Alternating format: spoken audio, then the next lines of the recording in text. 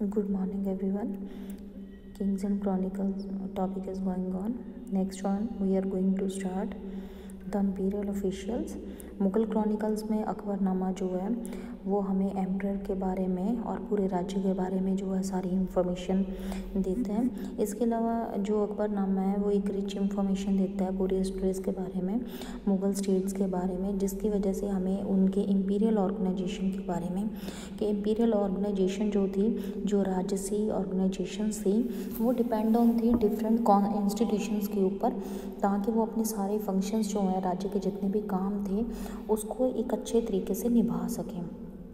इसमें एक important pillar था मुग़ल स्टेट में, जो था कि जो बहुत सारे जो उसमें ऑफिसर्स थे, जैसे कि उन्होंने बोला है कि हिस्ट्री में उनको जो है एज ए नोबेलिटी जो है वो बोला गया, बहुत सारे नोबल्स होते थे।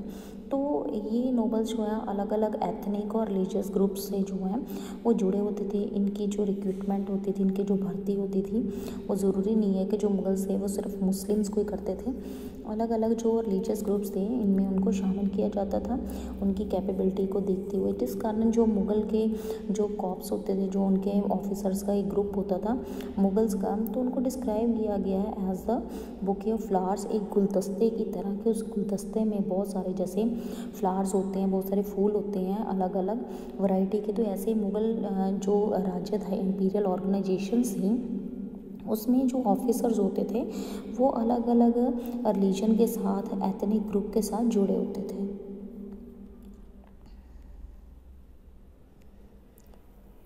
बहुत सारे मुग़ल्स ने जो है वो राजपूत घराने से जो है वो बहुत सारे इंडियन मुस्लिम्स जो हैं उनको अपने साथ रखा और जो इम्पीरियल राजसी कार्रवाई करवाई। इसमें जैसे राजपूत चीफ थे, राजा जो भारमल जो थे, तो अम्बेर के, तो उनकी जैसे डॉटर अकबर ने जो उनके साथ मैरिज की। वो इस तरह हिंदू कास्ट के साथ जो वो जुड़ गए और हिंदू कास्ट के वो काफ़ी जो है वो जैसे अकबर की जो वाइफ थी तो वो हिंदू रिलीजन से थी। तो जो अकबर था वो वैसे जो एक रिलीजियस टॉलरेंस पॉलिसी को जो फॉलो करता था। राजा टोडरमल जो थे अकबर के जो फाइनेंस मिनिस्टर थे, तो वो भी जो है खत्री कास्ट से बिलोंग करते थे। ये बहुत सारे जो ईरानी थे, तो जहांगीर ने उनको अपने जो है इम्पीरियल ऑफिसर्स जो है बना रखा था। तो इस तरह देखा जाए बहुत सारे जो मुग़ल्स थे तो उनके वक्त बहुत सारे मराठास और बहुत सारे जो राजपूत थे वो हाई पोजीशंस वहाँ पे उन्होंने बहुत सारे रैंक को संभाल रखा था। जट और सवार होते थे वहाँ पे, जट और सवार उनके पास नियर अबाउट जो है 1000 के अबाउट जो हैं वो घुड़सवार होते थे। तो इस तरह बहुत सारे ऐसे नोबल्स होते थे वो मिलिट्री कैंपेन्स में हिस्सा लेते थे। तो मनसबदारी सिस्टम जो है वो अकबर ने डिज़ाइन किया था, मनसबदारी सिस्टम।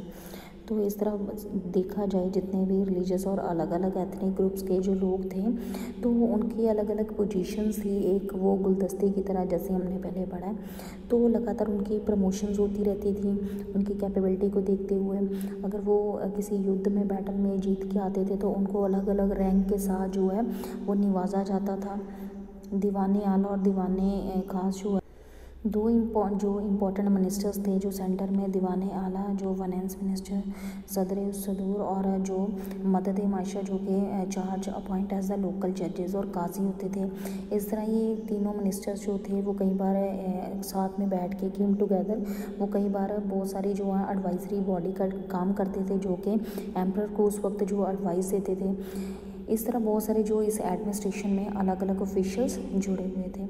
नेक्स्ट वन है इंफॉर्मेशन एंड एम्पायर।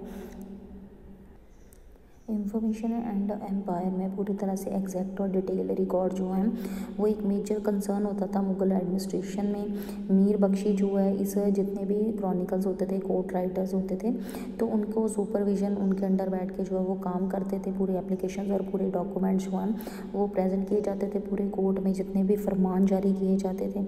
तो इस तरह ये सारी चीज़ें जो हैं वो एम्पायर में काफ़ी जो है तो ये काफ़ी काम इम्पॉर्टेंट होता था। आगे beyond the centre provincial administration, division of the functions जो थे एस्टेब्लिश हुए वो सेंटर में। तो इसमें सूबास में जो है, जो प्रोविंसेस होते थे, इलाके होते थे, सूबास में जो है वो डिवीज़न की जाती थी और हर सूबे का जो एक सूबेदार होता था जो कि डायरेक्टली रिपोर्ट करता था जो एम्परर को, राजे को। इसके बाद जो हर सूबा होता था वो अलग अलग सरकार में जो है वो डिवाइड किया जाता था, और जो लोकल एडमिनिस्ट्रेशन था at that was looked after at the level of pargana, जिसमें जो है परगन्ना में जो है वो बटा होता था, जिसमें चौधरी जो है वो रेवेन्यू कलेक्शन होते थे जो लगान को इकट्ठा करते थे, एंड द काजी जो डिपार्टमेंट ऑफ एडमिनिस्ट्रेशन उसमें बहुत सारे लोग जुड़े हुए थे, जिसमें जो क्लर्क थे, ठीक है, मैसेंजर्स थे, ठीक है, अलग अलग फंक्शंस करते थे, और ये टेक्निकली क्वालिफाइड ऑफिशियल्स होते थे, और जो अपना काम जो है पूरे एक अच्छे प्रोसीजर के साथ जो है वो उनकी देख रेख में काम करते थे।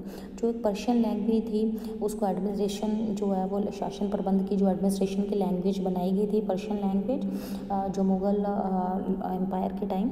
तो इसके अलावा जो लोकल लैंग्वेजेस थी that were also use in the village account, अलग अलग एरियाज़ में जो है लोकल लैंग्वेजेस को भी यूज़ किया जाता था, लेकिन एडमिनिस्ट्रेशन के काम करने के लिए पर्शियन लैंग्वेज को यूज़ किया जाता था।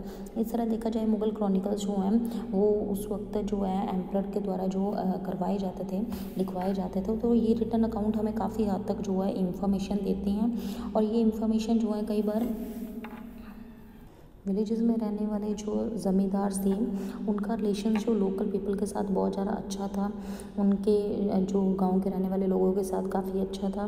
कई बार ज़मींदार का प्रभाव इतना ज़्यादा होता था कि कई बार किसी भी वक्त अगर प्रोटेस्ट करना होता था तो एम्परर के खिलाफ जो है ज़मींदार के साथ जो है वो लोग उसके सपोर्ट में खड़े हो जाते थे।